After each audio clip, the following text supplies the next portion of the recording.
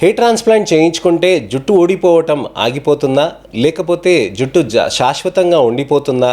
Hair transplant చేయించుకుంటే నాకు మొత్తం జుట్టు వచ్చేస్తుంది, ఇంకా నాకు పర్మనెంట్ ఫిక్స్ అయిపోయింది అని చాలామంది ఆలోచిస్తూ ఉంటారు. సార్, హెయిర్ ట్రాన్స్ప్లాంట్ చెప్తున్నారు, నేను అది లాస్ట్ ఆప్షన్గా పెట్టుకుంటాను అని చాలామంది కూడా ఆలోచిస్తూ ఉంటారు. హెయిర్ ట్రాన్స్ప్లాంట్ అనేది సేఫ్గా ఉంటుందా, ఏ విధంగా మనకి ప్రాబ్లమ్స్ అవుతాయని కూడా ఆలోచిస్తూ ఉంటారు.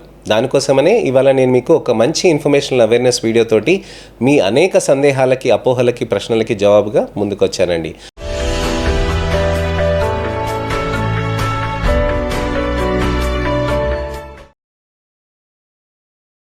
నేను మీ doctor Raj Kireet, Celestee skin laser and hair clinic, Jubilee Hills, LB Nagar, Kokapet మరియు సన్ సిటీలో chief and founder, senior dermatologist and hair transplant సర్జన్గా ప్రాక్టీస్ చేస్తున్నానండి. చాలామందికి హెయిర్ ట్రాన్స్ప్లాంట్ అనగానే భయపడిపోతూ ఉంటారు. సార్, ట్రాన్స్ప్లాంట్ అనగానే నాకు ఇక్కడ బ్లడ్ వస్తుందేమో కదా, నాకు తీయటం కట్ చేస్తారేమో కదా అని చాలామంది ఆలోచిస్తూ ఉంటారు. హెయిర్ ట్రాన్స్ప్లాంట్ చేయించుకున్నాక దానికి చాలా మెయింటైన్ చేయాల్సి వస్తుంది కదా సార్, విపరీతంగా చేయాల్సి వస్తుంది కదా అని చాలామంది అంటూ ఉంటారు. ఇవన్నీ అపోహలేనండి. ఇవన్నీ అనవసరమైన బూటకమైన మాటలు. దాంతోటే మనం ట్రాన్స్ప్లాంట్ చేయించుకోకుండా చాలామంది భయపడిపోతూ ఉంటారనమాట. అసలు ఎందుకు నేను అనవసరంగా ఇది చేసుకుంటా, దానికంటే ఉన్న జుట్టే బెటర్ కదా అని చాలామంది ఆలోచిస్తూ ఉంటారు. ఉన్న జుట్టుని కాపాడుకోవటం అనేది చాలా ముఖ్యమైన విషయం అండి. నేను నా మొత్తం వీడియో సిరీస్లో హెయిర్ లాస్ గురించి అని నేను మొత్తం ఎక్స్ప్లెయిన్ చేశాను. ప్రతి టాబ్లెట్ గురించి, ప్రతి సొల్యూషన్ గురించి, అలానే మీకు ప్రతి ట్రీట్మెంట్ గురించి అని ఎక్స్ప్లెయిన్ చేశాను. సినారియోస్ గురించి అని కూడా ఎక్స్ప్లెయిన్ చేశాను. కానీ ఉన్న జుట్టుని కాపాడుకున్నాక ఇంకా బెటర్గా మనకి జుట్టు కావాలి అని అంటే ట్రాన్స్ప్లాంట్ అనేది చాలా మంచి చాయిస్. కానీ ఇది అనేక స్టెప్స్లో మనం అసెస్మెంట్ చేసుకోవాలి, ఇంప్లిమెంటేషన్ చేసుకోవాలి. మెయింటెనెన్స్ అనేది సింపుల్గా ఉంటుందండి. మీరు జుట్టు ఊడిపోకుండా ఉండటానికని ఏదైతే మీరు మెయింటెనెన్స్ వాడతారో, same tablets, same lotions, same serums, అన్నీ సేమ్ షాంపూస్ అదే విధంగా మీరు ట్రాన్స్ప్లాంట్ తర్వాత కూడా వాడతారు. మా దగ్గర 5 సంవత్సరాల నుంచి 10 సంవత్సరాల నుంచి వస్తున్న పేషెంట్స్ ఉన్నారండి. ట్రాన్స్ప్లాంట్ చేయించుకున్నాక కూడా వాళ్ళు సింపుల్గా మెయింటైన్ చేసుకుంటూ ఉంటారు. ఎక్స్ట్రాడినరీగా మెయింటైన్ చేయాల్సిన అవసరమే లేదండి. మీరు పిఆర్పి, మీసో, జిఎఫ్సీస్ కానీ లేకపోతే ఇతరత్ర హెయిర్ లాస్ థెరపీస్ కానీ చేసుకుంటున్నప్పుడు ఎలాంటి టాబ్లెట్స్ వాడతారో సేమ్ అదే వాడతారు. సో పద్ధతి అనేది మారదు, మీరు ఇంకా ఎక్కువగా వాడుతూ ఉంటారు. ఎందుకనంటే మీకు రిజల్ట్ నచ్చింది కాబట్టి. హెయిర్ ట్రాన్స్ప్లాంటేషన్ అనేది ఒక హెయిర్ రిస్టోరేషన్ మెథడ్. అంటే జుట్టు లేని చోట మనకి జుట్టు ఉన్న చోట నుంచి తీసి ట్రాన్స్ప్లాంట్ చేస్తూ ఉంటారు. ఈ విధంగా చేయడంతో మనకి జుట్టు అనేది మంచిగా పెరుగుదల అనేది అవుతూ ఉంటుందన్నమాట. జుట్టు పెరుగుదల అనేది అవటానికని మనం ఈ విధంగా ట్రీట్మెంట్స్ అనేటివి మనం చేసుకుంటూ ఉండాల్సిన అవసరం ఉంటుంది. ట్రాన్స్ప్లాంట్ అనేది మనకి అసెస్మెంట్ స్టేజ్ నుంచి స్టార్ట్ అవ్వాలండి. ఒక క్యాండిడేట్కి అసలుకి ట్రాన్స్ప్లాంట్ అవసరమా లేదా, గుడ్ క్యాండిడేటా కాదా అనేది మనం ఫస్ట్ చూసుకోవాల్సిన అవసరం ఉంటుంది. అసలుకి రిక్వైర్మెంట్ ఎంత? కొంతమంది హెయిర్ లైన్ కి మాత్రమే ట్రాన్స్ప్లాంటేషన్ చేసుకుంటారంటారండి. కొంతమంది హెయిర్ లైన్ ప్రాబ్లం లేకున్నా, జుట్టు ఎక్కువ ఊడకున్నా ట్రాన్స్ప్లాంటేషన్ కోసం అని ఆలోచిస్తూ ఉంటారు. అలాంటి వాళ్ళు క్యాండిడేట్స్ అసలుకి హెయిర్ లైన్ ఎక్కువగా రిసీడ్ కాని వాళ్ళు, అలానే హెయిర్ లాస్ ఎక్కువ కాని వాళ్ళు కరెక్ట్ క్యాండిడేట్స్ కాదండి ట్రాన్స్ప్లాంట్స్కి. రెండోది వచ్చేసి క్యాండిడేట్స్లో మనకి ఎక్కువగా డోనార్ ఏరియా అనేది ఉండాలండి. డోనార్ ఏరియా సరిపడంతా ఉంటే మనం ట్రాన్స్ప్లాంట్ అనేది మంచిగా చేయవచ్చు అనమాట. ఈ ట్రాన్స్ప్లాంట్ అనేది మనం చేసినాక మనకి ఆ రిజల్ట్స్ అనేటివి కూడా మనకి 1 year తర్వాత వస్తాయన్నమాట.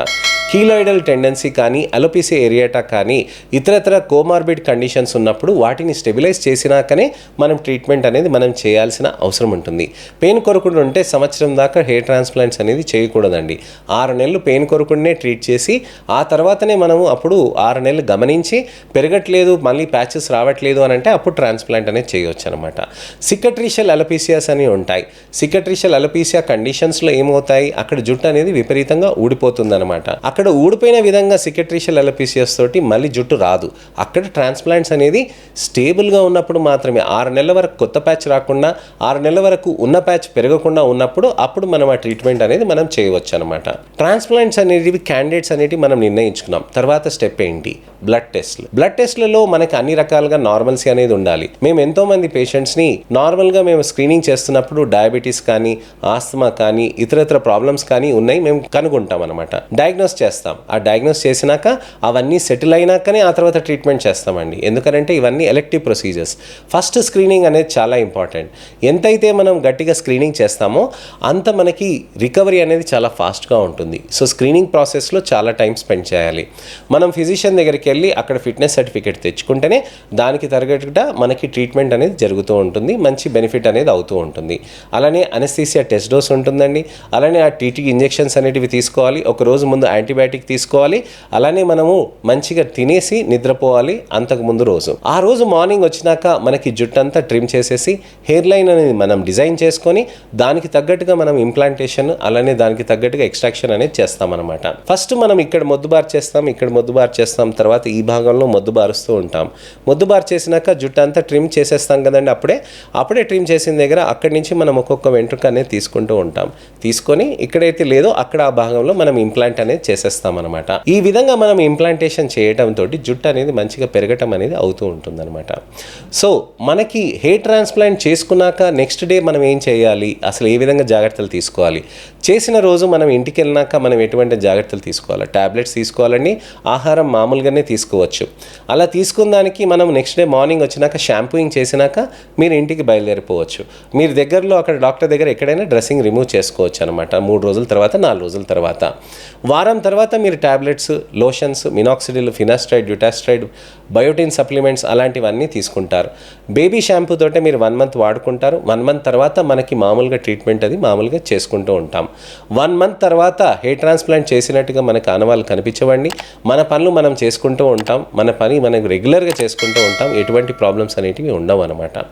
సో స్క్రీనింగ్ అనేవి చేసుకోవాలి, దానికి తగ్గట్టుగా మనం ట్రీట్మెంట్ చేసుకోవాలి.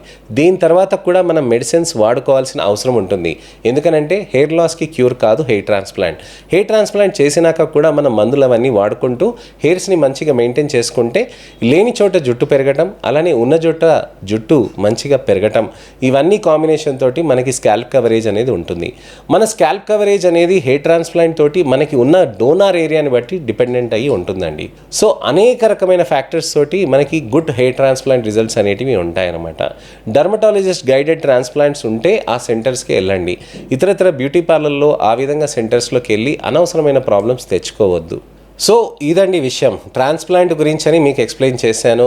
హెయిర్ లాస్లో గురించి అని అన్ని సిరీస్లో నేను మీకు అన్ని వీడియోస్లో డీటెయిల్గా చెప్పాను. మీకు ఇంకా ఎటువంటివైనా కామెంట్స్ ఉంటే, సందేహాలు ఉంటే, అపోహలు ఉంటే, ప్రశ్నలు ఉంటే పాజిటివ్గా మీరు దాంట్లో పెడితే దానికి తగ్గట్టుగా నేను మీకు వీడియో రిప్లై కానీ టెక్స్ట్ రిప్లై కానీ చేస్తాను. నెక్స్ట్ ఇన్ఫర్మేషనల్ అవేర్నెస్ వీడియోతోటి మళ్ళీ నేను మీ ముందుకు వస్తాను. నేను మీ doctor Raj Kireet, Celestee skin laser and hair clinic, Jubilee Hills, LB Nagar, Kokapet మరియు సన్ సిటీలో chief and founder, senior dermatologist and senior hair transplant సర్జన్గా ప్రాక్టీస్ చేస్తున్నానండి. దయచేసి నా ఛానల్ని సబ్స్క్రైబ్ చేసుకొని నోటిఫికేషన్ బటన్ నొక్కండి. నెక్స్ట్ వీడియో సిరీస్లో మీకు యాంటీ ఏజింగ్ గురించి అని నేను చెప్పబోతున్నానండి. యాంటీ ఏజింగ్గా మనం ఎటువంటి ట్రీట్మెంట్స్ తీసుకుంటాం అనే దాని గురించి అని నేను మీకు వివరిస్తున్నాను. మంచి స్కిన్ అండ్ హెయిర్ కేర్కి అందరికీ నా వీడియోస్ షేర్ చేయండి. తప్పకుండా వాళ్ళని కూడా నా ఛానల్ని సబ్స్క్రైబ్ చేసుకోమనండి, నోటిఫికేషన్ బటన్ నొక్కమనండి. అలానే మంచి ఇన్ఫర్మేషనల్ అవేర్నెస్ వీడియోస్ తోటి మళ్ళీ నేను మీ ముందుకు వస్తాను. నెక్స్ట్ వీడియో వరకు సెలవు. నమస్కారం.